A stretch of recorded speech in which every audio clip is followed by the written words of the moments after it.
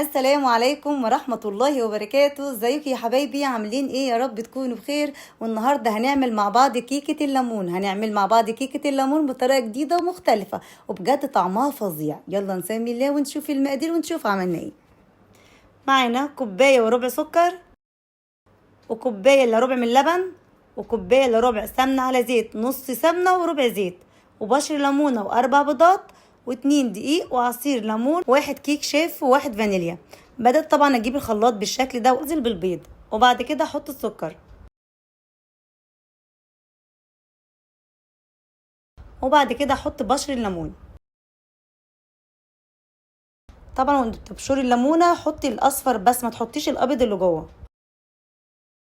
وبعد كده احط كيس الفانيليا، وهبدأ بقى اخلط كل ده مع بعض. طبعا في الخلاط بالشكل ده بتضربيه كويس جدا عشان قشر الليمون يتضرب معاك كويس.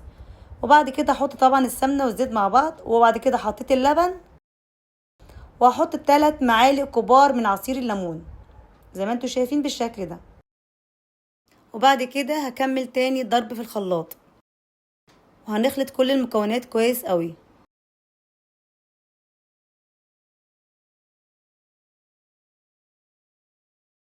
كده خلاص بقت معانا بالشكل اللي انتوا شايفينه ده. هبدأ بقى اجيب بولة،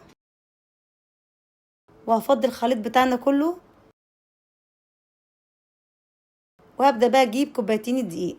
انا هنا هعمل صينيه صغيره عشان كده حاطه كوبايتين دقيق. لو انت هتعملي في الصينيه الوسط حطي كوبايتين ونص. وفي ناس طبعا بيستخدموا كوبايتين دقيق ونص نشا، بس انا ما بحطش نشا. وبعد كده هحط باكو كيك شيف، وهخلط كل المكونات دي كلها مع بعض في اتجاه واحد. كده خلاص جهزت معانا بالشكل ده. هبدأ بقى اجيب الصينيه مدهونه سمنه متبطنه بالدقيق زي ما انتوا شايفين، وهبدأ بقى افضي الخليط بتاعنا كله،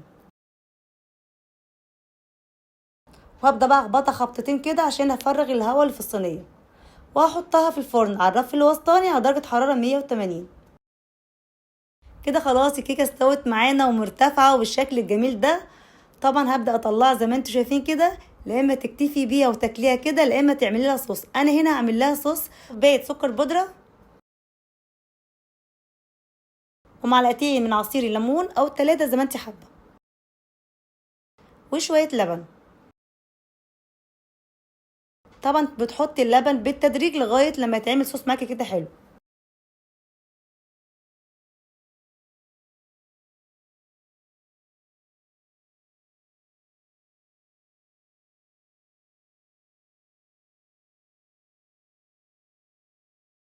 كده خلاص جاهز معانا. هبدأ بقى افضيه في كوباية، وهضيفه على الكيكه. بعد ما قلبت الكيكه زي ما انتوا شايفين بالشكل ده، هبدا بقى احطه عليها زي ما انتوا شايفين. كيكه اللهم بارك مستويه كويس جدا.